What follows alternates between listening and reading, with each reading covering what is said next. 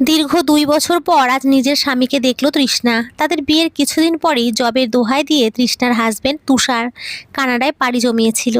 মূলত তুষার নিজের অমতে এই বিয়ে হওয়ায় তৃষ্ণার সাথে সংসার করবে না বলেই দেশ ছেড়েছিল। আজ বাবার অসুস্থতার জন্য তাকে দেখতে সে দেশে ফিরেছে। আজ সকালেই তুষার বাড়ি এসেছে। তৃষ্ণা তার সামনাসামনি হয়নি একবারেও এক বাড়িতে থেকে। তার শাশুড়ি মা নিষেধ করেছেন তৃষ্ণা যেন ভুলেও তুষারের চোখের সামনে না যায়। তুষারের মা তমা বেগম স্পষ্ট জানিয়ে দিয়েছেন, ছেলে যদি এই বিয়ে মেনে না নেয় তবে তিনি জোর করবেন না। সেক্ষেত্রে তুষারের কাছ থেকে ডিভোর্স নিয়ে অন্য কোথাও তার বিয়ের ব্যবস্থা করবেন। তৃষ্ণাও সেই আশাতেই বুক বেঁধে এই বাড়িতে পড়ে আছে। নিজেকে তার মাঝে মাঝে খুব বেহায়া মনে হয়, কিন্তু সে যে বড় নিরুপায়। বাবা মা হারা মেয়েটি চাচার সংসারে মার আর গঞ্জনা ছাড়া আর কিছুই পায়নি। সেই নরকের চেয়ে এই বাড়িটি ঢের ভালো। এখানে অন্তত শান্তিতে দুমুঠো ভাত খাওয়া যায়, পড়াশোনাটা করা যায়। তুষার তাকে স্ত্রী হিসেবে মেনে নেয়নি সত্য, কিন্তু তার পরিবার তো তাকে মানুষ হিসেবে তো তাড়িয়েও দেয়নি। তৃষ্ণার ওই ভাঙা জীবনে এইটুকুই বা কম কি। রাতের খাবার পরিবেশন শেষে সব কিছু গুছিয়ে যখন নিজের রুমে আসে, তখন ঘড়ির কাঁটা অনেক দূর গড়িয়েছে। থাকার জন্য ওরা তাকে একটা রুমও দিয়েছে, কিন্তু আজ রুমে আসার পর তার ভালো লাগে না।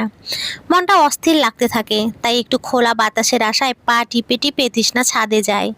কিন্তু ছাদে উঠে থমকে যায় তৃষ্ণা। সে যে পড়ে গেছে একদম তুষারের সামনে। তুষারকে একবার দেখেই তৃষ্ণা আর দ্বিতীয়বার তার দিকে তাকায় না। লজ্জায় আর সংকোচে সে গুটিয়ে যায়। তুষারের পরনে একটা হাফ ট্রাউজার, গায়ে কোনো কাপড় নেই। চাঁদের আলোয় তার সুঠাম ও পুরুষালী শরীর স্পষ্ট দেখা যাচ্ছে। তুষারকে দেখে তৃষ্ণা দ্রুত পায়ে নিচে নেমে যেতে চায়। অন্ধকারে তুষার তাকে ঠিক চিনতে পারে না, তাই তাকে থামিয়ে জিজ্ঞেস করে, এই তুমিই তৃষ্ণা না? তৃষ্ণা তুষারের প্রশ্নে থেমে যায়, মাথা নাড়িয়ে নিচু স্বরে উত্তর দেয়, জি। তুষার ট্রাউজারের পকেটে 2 হাত রেখে ধীর পায়ে তৃষ্ণার দিকে 2 কদম এগিয়ে আসে। গলায় একরাশ বিরক্ত নিয়ে বলে, তুমি এখনো যাওনি? এখনো পড়ে আছো এখানে? লজ্জা করে না তোমার?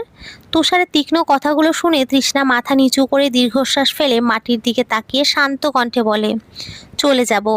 আপনি ডিভোর্স দিলেই চলে যাব। তৃষ্ণার এমন নির্লিপ্ত উত্তর দেখে তুষার একটু অবাক হয়। সে আদেশের সুরে বলে, মাথা নিচু করে কেন কথা বলছো? আমার দিকে তাকিয়ে বলো, কি বলছো তুমি? তৃষ্ণা এবার সাহস সঞ্চয় করে তুষারের চোখের দিকে তাকায়। স্পষ্ট গলায় বলে, আমি চলে যাব। আপনি ডিভোর্স দিলেই আমি চলে যাব। তুষার এক দৃষ্টিতে তৃষ্ণার মুখের দিকে তাকিয়ে থাকে। চাঁদের স্নিগ্ধ আলো মুখে পড়ায় তৃষ্ণাকে এক মুহূর্তে বেশ আকর্ষণীয় লাগে তার কাছে।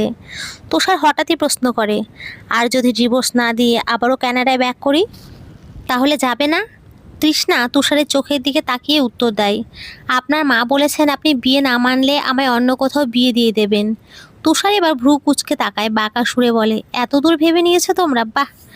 কিন্তু আমি তো সিদ্ধান্ত নিয়েছি অন্য কিছু। তুষারের কথা শুনে তৃষ্ণা কৌতূহলী হয়, কিন্তু মুখে কিছু জিজ্ঞেস করে না। শুধু ছোট্ট করে বলে, ও। তুষার তখন 1 কদম এগিয়ে এসে ফিসফিস করে বলে, শুধু ওহ? জানতে চাইবে না কি সিদ্ধান্ত নিয়েছি আমি? তৃষ্ণা শান্ত গলায় উত্তর দেয়, কারো কাছে কিছু জানতে চাওয়ার হক আমার নেই। কথা তো বেশ কড়া কড়া বলতে পারো। তো শোনো, আমার সিদ্ধান্ত, আমি তোমায় ডিভোর্স দিচ্ছি না। তুষারের এই আকস্মিক সিদ্ধান্তে তৃষ্ণার ভেতরটা কেঁপে ওঠে। সে বিশ্বাস করতে পারছে না। অস্পষ্ট স্বরে প্রশ্ন করে, মানে? তুষার তৃষ্ণার দিকে মুখটা একটু ঝুঁকিয়ে এনে নিচু গলায় বলে, আমি তোমায় ডিভোর্স দিচ্ছি না। শুনে আবার ভেবো না যে তোমার সাথে সংসার করতে চাই। আমি মূলত তোমার সাথে একটা চুক্তি করতে চাই।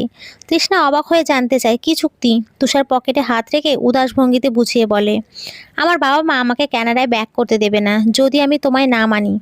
তোমায় ডিভোর্স দিলে আবার অন্য কাউকে আমার ঘাড়ে চাপাবে, আর অনেস্টলি আমার লাইফে অনেক কাজ আছে। এই বউজামাই খেলার পেছনে আমি টাইম নষ্ট করতে চাচ্ছি না। তাই প্ল্যান হলো, আমি সবাইকে বলবো আমি তোমায় ডিভোর্স দেব না। তোমায় মেনে নিয়েছি, তুমিও সবার সামনে আমার সাথে লাবি ডাবি বউ হওয়ার নাটক করবে। তারপর তোমায় নিয়ে আমি কানাডা চলে যাব। একটু থেমে তুষার আবার বলে, সেখানে গিয়ে তুমি তোমার পথে, আমি আমার পথে। তবে তোমার সব কিছুর ব্যবস্থা আমি করে দেব, থাকার জায়গা, জব, এমনকি তোমার পড়াশোনার ব্যবস্থাও। আমি জানি তুমি কতটা অসহায়, তোমার আপন বলতে কেউ নেই। যদি এই শর্তে রাজি হও তবে বাড়ি, জব, পড়াশোনা সব পাবে। রাজি আছো এই চুক্তিতে? সবার সামনে আমরা হাজব্যান্ড ওয়াইফ, আর আড়ালে যে যার মতো স্বাধীন। তুষারের কথাগুলো মন দিয়ে শুনে দিস না। নিজের স্বামীর কাছ থেকে এমন অদ্ভুত প্রস্তাব পেয়ে নিজের অসহায়ত্বটা তার কাছে আরও প্রকট হয়ে ওঠে। তবে সে এটাও বোঝে প্রস্তাবটা খুব একটা খারাপ না। এই বাড়িতে এমন হয়ে থাকার চেয়ে কানাডায় গিয়ে নিজের পায়ে দাঁড়ানো অনেক ভালো। এতে অন্তত একটা উন্নত জীবন পাবে সে। তাই এক মুহূর্ত ভেবে তৃষ্ণা বলে দেয়, আমি রাজি। তুষার তৃষ্ণার সম্মতি শুনে তাচ্ছিল্যের হাসি দিয়ে ব্যঙ্গ করে বলে, আমি জানতাম তুমি রাজি হবে, টাকা খেকো লোভী মানুষ বলে কথা।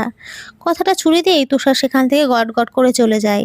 তৃষ্ণা তুষারের যাওয়ার পথের দিকে তাকিয়ে ঠোঁটের কোণে একটা বেদনাদায়ক হাসি ফোটায়। দীর্ঘশ্বাস ফেলে মনে মনে বলে যে আমি এক লোকমা ভাতের আশায় সারাটা দিন হাড় ভাঙা খাটুনির পর বাসি ভাত খেয়ে দিন কাটিয়েছি, সে আমি কিভাবে এত বড় সুযোগ হাতছাড়া করি। হ্যাঁ, আমি লোভী। একটু ভালো থাকার লালসায় আমি রাজি হয়েছি, দেখি ভাগ্যের মোড় এবার কোন দিকে গিয়ে ঘোরে। সকাল 11টা, তৃষ্ণা তুষারের রুমে দাঁড়িয়ে আছে।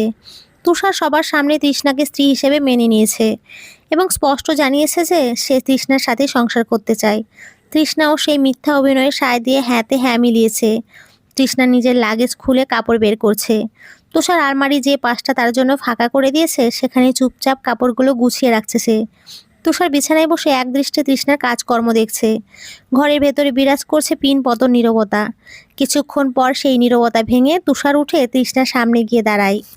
দ্বিধাজড়িত কণ্ঠে জিজ্ঞেস করে, এই একটা প্রশ্ন করব? তৃষ্ণা কাজ থামিয়ে ঘাড় ঘুরিয়ে তুষারের দিকে তাকায়, শান্ত গলায় বলে, জি করুন। তোমার কি কারোর সাথে রিলেশন আছে? না মানে পরে তুমি কানাডায় চলে যাওয়ার পর সে আবার কোনো ঝামেলা করবে না তো? তুষারের প্রশ্নে তৃষ্ণা ঠোঁটের কোণে এক চিত্তে স্লান হাসি ফুটে ওঠে। সে ভারী গলায় উত্তর দেয়, এই পৃথিবীতে আমার আপন কেউ নেই, আশা করি বুঝেছেন। তৃষ্ণার জবাবে তুষার কিছু মুহূর্ত স্তব্ধ হয়ে তার দিকে তাকিয়ে থাকে, কারণ উত্তরটা তার আশাতীত ছিল। এরপর কোনো কথা না বলে ধীর পায়ে রুম থেকে বেরিয়ে যায়। তুষারে যাওয়ার পথের দিকে তাকিয়ে তৃষ্ণা দীর্ঘশ্বাস ফেলে। মনে মনে বলে, যেদিন আপনার সাথে বিয়ে হয়েছিল ভেবেছিলাম এই বুঝি আমার একটা আশ্রয় হলো, আমার আপন কেউ হলো। কিন্তু না, আপনিও পর। আপনিও আমায় সবার মতো দূরেই ঠেলে দিলেন। আসলে আমি নিজেই কারো আপন হওয়ার যোগ্য নই। কথাগুলো ভেবে সে পুনরায় কাজে মন দিতে যাবে, ঠিক তখনই ঘরে প্রবেশ করেন তমা, তুষারের মা। তিনি ধীর পায়ে এসে তৃষ্ণার সামনে দাঁড়ান। শাশুড়িকে দেখে তৃষ্ণা বিনয়ের সাথে জিজ্ঞেস করে, কোনো প্রয়োজন ছিল মা? তমা চিন্তিত মুখে জিজ্ঞেস করেন, তোকে সত্যি তুষার মেনে নিয়েছে তো রে মা? ও তোকে অবহেলা করছে না তো? তৃষ্ণা দুদিকে মাথা নাড়ায়, মুখে কৃত্রিম হাসির রেখা টেনে বলে, না না মা, তেমন কিছু না, উনি ঠিকই আছেন। তমা স্বস্তির নিঃশ্বাস ফেলে তৃষ্ণার মাথায় হাত বুলিয়ে দেন। স্নেহের সুরে বলেন, যাক, এটা দেখে খুব খুশি হলাম, যদিও এতে বাড়ির অনেকেই খুব অখুশি। তুই এসব কথায় কান দিস না, ভেঙে পড়িস না। তৃষ্ণা মাথা নিচু করে মৃদু স্বরে বলে, না মা, আমি ঠিক আছি। তৃষ্ণার সাথে কথা শেষ করে তমা ঘর থেকে বেরিয়ে যান। তমা বেরিয়ে যেতেই তুষার পুনরায় ঘরে ঢোকে, যেন সে দরজার আড়ালেই দাঁড়িয়েছিল। সে দ্রুত পায়ে তৃষ্ণার সামনে এসে দাঁড়ায়। কৌতূহলী হয়ে জিজ্ঞেস করে, তোমায় কি বলে গেল আম্মু? তৃষ্ণা তুষারের দিকে তাকায়, মনে মনে ভাবে, ইস, লোকটা নিজেকে বাঁচানোর জন্য কতটা কৌতূহলী, কত প্রশ্ন তার। তৃষ্ণা তুষারের থেকে চোখ সরিয়ে আলমারির দিকে তাকিয়ে উত্তর দেয়, মা জিজ্ঞেস করলেন আপনি সত্যিই আমাকে মেনে নিয়েছেন কিনা। আমি উত্তর দিয়েছি সত্যি, আর বলেছেন অনেকেই অনেক কিছু বলবে, তা যেন কানে না নেই। তুষার ভ্রু কুঁচকে বলে, অনেকে অনেক কিছু বলবে মানে? তৃষ্ণা পাশ কাটিয়ে যাওয়ার জন্য পা বাড়ায়, সেটা ধীরে ধীরে বুঝবেন, এখন আমি যাই, রান্নার সময় হয়ে এলো। তৃষ্ণা কথাটুকু বলে প্রস্থান করতেই তুষার স্থির হয়ে দাঁড়িয়ে রইল। তার চলে যাওয়ার পথের দিকে তাকিয়ে তুষার এক অজানা বিস্ময়ে ডুবে গেল। মেয়েটি বড় অদ্ভুত, মেঘের মতো গম্ভীর হয়ে থাকে, প্রয়োজন ছাড়া কথা বলে না, সারাদিন নিজেকে ব্যস্ততার আড়ালে লুকিয়ে রাখে। অথচ আজ তাকে দেখে কেন জানি তুষারের দৃষ্টি থমকে গেল।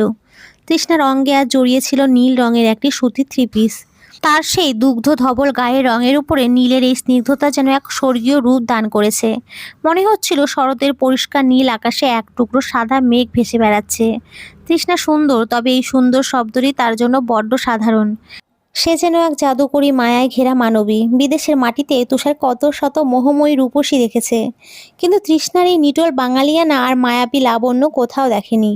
তার টানা টানা মায়াবী চোখ, তিল ফুলের মতো নাক, আর গোলাপের পাপড়ির মতো রাঙা ঠোঁট, সব মিলিয়ে সে যেন এক জীবন্ত শিল্পকর্ম। মেঘের মতো কালো একরাশ চুল পিঠময় ছড়িয়ে আছে, যা তাকে আরও অনন্য করে তুলেছে। নিজের মনের গহীনে এমন মুগ্ধতা দেখে তুষার নিজেই লজ্জা পেয়ে যায়। তন্দ্রাচ্ছন্ন ভাবটা কাটিয়ে উঠতে সে নিজের কপালে আলতো করে চাপ দিল। নিজেকে নিজে ধমক দিয়ে অনুচ্চ স্বরে বলে উঠল, ছি তুষার, এ কি ভাবছিস তুই? নিজের চিন্তাকে এভাবে লাগাম ছাড়া হতে দিস না। নজর সামলা। সন্ধ্যার আবছা অন্ধকার নামতেই দেওয়ার বাড়ির বিশাল ড্রয়িং রুমটা যেন হঠাৎ প্রাণ ফিরে পেল। ছাদ থেকে ঝোলানো ঝাড়বাতির আলোয় ঘরটা উজ্জ্বল, আর সেই আলোর নিচে জমজমাট এক পারিবারিক আসর। ঘরের মাঝখানে বড় সোফাটায় বসে আছে তুষার। ওর পুরো নাম বলা হয়নি। ওর পুরো নাম তুষার দেওয়ান। বয়সের কাঁটা সদ্য 30 ছুঁয়েছে তার। চোখে মুখে গাম্ভীর্য আর সব প্রতিভার ছাপ। সে যে এই বাড়ির বড় সন্তান, বড় ভাই। তার ঠিক পাশেই বসে আছে বাড়ির কনিষ্ঠদের একজন, তার একমাত্র বোন তাজ দেওয়ান। তুষারের চেয়ে পাক্কা 10 বছরের ছোট তাজ। ভাইয়ের আদরের আর শাসনে বড় হওয়া 20 বছরের চনমনে তরুণী। তুষারের বাবা সায়র দেওয়ান বাড়ির বড় কর্তা। তার ব্যক্তিত্বের ছায়াতে আগলে আছে পুরো পরিবার। তবে আজকের আসরের মধ্যমণি শুধু তিনি নন, পুরো দেওয়ান বংশের নতুন প্রজন্ম। তুষারের চারপাশে ছড়িয়ে ছিটিয়ে বসে আছে তার কাজিনরা। মেজো চাচা সোহাগ দেওয়ান আর চাচি সায়রা দেওয়ানের 3 সন্তান, সাবাসারা আর সাইমা। ওরা 3 জনে সমসাময়িক বয়সের, কোঠা 20 পেরিয়েছে কবেই। তাদের আড্ডা আর হাসিতে ঘরটা গম গম করছে। এক পাশে বসে আছে ছোট চাচা সাদিদ দেওয়ানের 2 ছেলে, রায়হান আর রায়াজ। 21 বছরের রায়হান আর 19 বছরের রায়াজের মধ্যে খুনসুটি লেগেই আছে। তাদের মা ইয়ারা দেওয়ান মাঝে মাঝে ধমক দিয়ে থামানোর চেষ্টা করেছেন ছেলেদের। ওদের হই হুল্লোড়ের মাঝে যোগ দিয়েছে ফুপাতো বোনেরা। ফুপু সামিয়া খাতুনের 3 মেয়ে রিয়া, জিয়া আর ছোয়া। ভাই বোনেদের এই বিশাল জটলা, চা নাস্তার ধোয়া আর অবিরাম হাসাহাসি, সব মিলিয়ে দেওয়ান বাড়ির এই সন্ধ্যাটা অন্য সব দিনের চেয়ে একটু বেশি আপন, একটু বেশি উষ্ণ। তৃষ্ণা সবার জন্য চা আর সিঙ্গারা বানিয়ে লিভিং রুমে নিয়ে আসে। টি টেবিলের ট্রেটা রাখতেই তার চোখ যায় তুষারের দিকে। তুষারের পরনে একটা হাফ ট্রাউজার, গায়ে কিছু নেই, খালি গা। সে এভাবে সবার মাঝখানে বসে আছে, আর তার এক পাশে রিয়া আর আরেক পাশে সারা। তৃষ্ণার খুব খারাপ লাগে ওর কতটা নির্লজ্জের মতো তুষারের গা ঘেঁষে বসে আছে। তৃষ্ণা এসব দেখে চলে যেতে নিলেই ছোট চাচি পেছন থেকে ডাক দেন, চলে যাচ্ছ কেন? সবার হাতে হাতে কাপগুলো দাও। তৃষ্ণা চলে যেতে চেয়েও পারে না, চুপচাপ মাথা নেড়ে আবার ফিরে আসে। এই বাড়িতে তুষারের বাবা মা ছাড়া আর তার ছাড়া তাকে কেউ তেমন পছন্দ করে না। তুষারের চাচি আর ফুপু তো সবসময় তার পেছনে লেগেই থাকেন। কারণ একটাই, তৃষ্ণা না থাকলে ওনাদের কারো একজনের মেয়েকে হয়তো তুষারের সাথে বিয়ে দিতে পারতেন। তৃষ্ণা ধীরে ধীরে সবার হাতে চায়ের কাপ তুলে দিতে থাকে। তুষারের দিকে কাপটা বাড়িয়ে ধরতেই তুষার কাপ না নিয়ে এক দৃষ্টিতে তৃষ্ণার অসহায় চোখের দিকে তাকিয়ে থাকে। তুষারকে কাপ নিতে না দেখে তৃষ্ণা মিনমিন করে বলে, আপনি চা খাবেন না? তৃষ্ণার প্রশ্নে তুষারের ধ্যান ভাঙে। সে হাত বাড়িয়ে কাপটা নেয়। তৃষ্ণা এবার একটা কাপ নিয়ে তুষারের পাশে বসা সারার দিকে বাড়িয়ে দেয়। কেউ লক্ষ্য না করলেও সারা ঠিকই লক্ষ্য করেছে তুষার কতটা মোহবিষ্ট হয়ে তৃষ্ণার দিকে তাকিয়েছিল। সারা কাপটা নিতে নিতে ইচ্ছে করে তৃষ্ণার হাতের উপরে কিছুটা গরম চা ফেলে দেয়। গরম চা পড়তেই যন্ত্রণায় তৃষ্ণার ফর্সা মুখটা লাল হয়ে যায়। তবুও সে টু শব্দ না করে ওড়নার নিচে হাত চেপে ধরে। সারা তখন ন্যাকামি করে বলে, সরি তৃষ্ণা, আমি দেখতে পাইনি। তৃষ্ণা দাঁত চেপে যন্ত্রণা সহ্য করে মাথা নেড়ে উত্তর দেয়, আচ্ছা সমস্যা নেই। এই বলে সে চলে যেতে নেয়, কিন্তু তুষার দেখছে সারা ইচ্ছে করে তৃষ্ণার হাতে চা ফেলেছে। তৃষ্ণা সহ্য করলেও তুষার সহ্য করে না। সে হুট করে উঠে দাঁড়িয়ে ঠাস করে একটা থাপ্পড় বসিয়ে দেয় সারার গালে। দাঁত চেপে বলে, তুই ইচ্ছে করে ওর উপরে চা ফেলেছিস তাই না? বেয়াদব। ও তোর ছোট হয়, তুই বড় হয়ে ওর সাথে এমন করছিস? লজ্জা করে না তোর? কিছু বলে না বলে কি মেরে ফেলবি ওকে? আচমকা এমন ঘটনায় উপস্থিত সবাই হতভম্ব। সারার মা সাথে সাথে মরা কান্না জুড়ে দিয়ে তমা বেগমকে উদ্দেশ্য করে বলেন, একদিনও হয়নি আর তোমার ছেলে এখনই কিভাবে বইয়ের আঁচলের নিচে ঢুকে গেছে?